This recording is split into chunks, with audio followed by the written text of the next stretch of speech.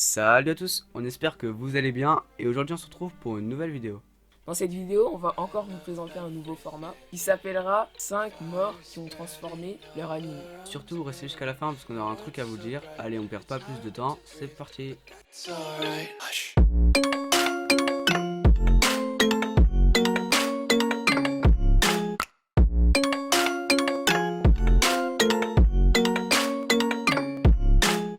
Numéro 1. Ace était le fils de Gold Roger, le roi des pirates. Il fut abandonné par sa mère et finit dans un orphelinat. Il rencontra Luffy et Sabo qui décidèrent de devenir frères de sang et de partir à l'âge de leurs 17 ans.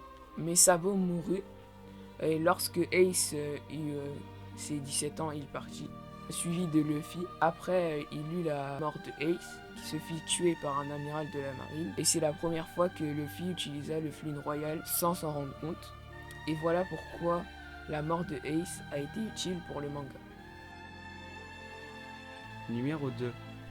Jiraiya, ou aussi appelé l'ermite Panette, était le disciple de Hiruzen Sarutobi, qui était le troisième Hokage.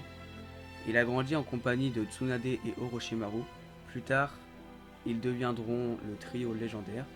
Durant la deuxième grande guerre ninja, Jiraiya étant à la recherche du héros de la prophétie, recueilla 3 orphelins, Nagato, Konan et Yaiko. Plus tard, ces 3 enfants fondèrent l'Akatsuki, mais Yaiko mourut et Nagato rejeta la faute sur Jiraiya. Des années plus tard, Jiraiya rencontra Naruto. Il lui apprit la plupart des techniques que Naruto sait maîtriser, dont l'ordre tourbillonnant, l'invocation, et il lui a aussi permis de maîtriser partiellement le chakra de Kyuubi en affaiblissant son son. Longtemps après, Jiraiya trouva la base de l'Akatsuki. En allant là-bas, il rencontra ses anciens disciples, Konan et Nagato. Nagato reprocha à Jiraiya la mort de Yaiko, et suite à ça, un grand combat commença. L'issue de ce combat est que Jiraiya est mort, et à ce jour, son corps n'a jamais été retrouvé. Quand Naruto apprit la mort de Jiraiya, il fut poussé d'apprendre le mot d'ermite pour pouvoir aller défendre ses pays. C'est donc grâce à la triste mort de Jiraiya que Naruto a pu apprendre le mode ermite. Numéro 3. Sangoku est un Saiyan qui vient de la planète Vegeta. Il a été envoyé sur Terre par ses parents car son père avait eu la vision de la destruction de la planète par Freezer, l'empereur du mal. Il fit une révolte qui s'acheva par une défaite. Goku affronta plusieurs ennemis avant d'arriver à Cell, mais il ne se sentit pas assez fort. Il donna ensuite le flambeau à son fils, qui à cause de son arrogance conduit au sacrifice de son père.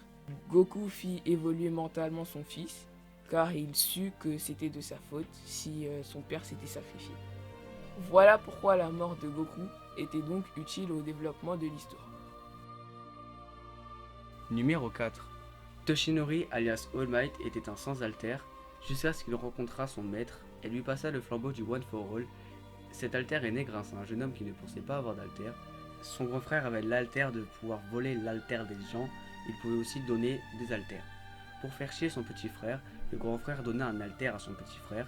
Cet alter s'appelle la magasination de force, sauf qu'en réalité le petit frère possédait déjà un alter, l'alter de donner son alter, ce qui donna donc naissance au One for All. Plusieurs années plus tard, All Might rencontra Midoriya, qui était un jeune enfant sans alter. Il le prit sous son aile et l'entraîna de manière à ce qu'il puisse devenir le nouveau héritier du One for All. Lors du combat final contre All for One, All Might accomplit sa destinée et battu All for One, sauf que ça a eu un très lourd impact sur All Might, car comme il n'avait plus le One for All en lui, il a dû utiliser le dernier reste de One for All qui restait dans son corps, ce qui a eu pour cause qu'il ne peut plus utiliser sa forme Malabar pendant plus de 1 seconde. Au moment où il battu All for One, All Might se retourna vers les caméras, il pointa du doigt la caméra et il dit « Maintenant c'est à ton tour ». Tout le monde sauta de joie car tout le monde pensait qu'il parlait au prochain vilain qu'il allait défoncer, sauf qu'en réalité il s'adressait à Midoriya. Midoriya comprit ce message et il fondit en larmes car il comprit qu'en réalité All Might voulait dire que c'était bientôt à lui de reprendre le flambeau du One for All. All Might n'est pas réellement mort, mais le symbole de la paix, lui, est mort, ce qui a donc fait évoluer Midoriya psychologiquement. Numéro 5. Julius Novachrono était un mage voyageur à la recherche de la meilleure magie. Il tomba sur des mages avec d'extraordinaires capacités. qui les rejoint pour devenir chef de compagnie. Plus tard, il dut affronter le chef de l'œil maléfique, Licht, qui était en fait le chef de compagnie William Vengeance. Il dut l'affronter. Pendant ce combat, Licht utilisa son sort le plus puissant pour détruire Clover, mais l'empereur mage le contra, laissant une ouverture. Licht utilisa cette ouverture et l'assassina, ce qui provoqua en Yami une fureur. Yami devint donc bien plus fort. Cette mort a été utile car grâce à ça, Yami devint plus fort. Et bien les amis, c'est la fin de cette vidéo. Si elle vous a plu, n'hésitez pas à vous abonner ou à lâcher un like. Et du coup, ce qu'on devait vous dire à la fin de la vidéo, c'est que on sélectionnera une personne au hasard dans les commentaires. On lui fera de la pub au début de la prochaine vidéo. Donc n'hésitez pas à mettre un maximum de commentaires. Attention, il faut que le commentaire reste constructif. Mettez pas juste un commentaire histoire d'avoir une pub. Il faut quand même que ça reste constructif. Notre Instagram sera en description. N'hésitez pas à liker, à vous abonner et à plus.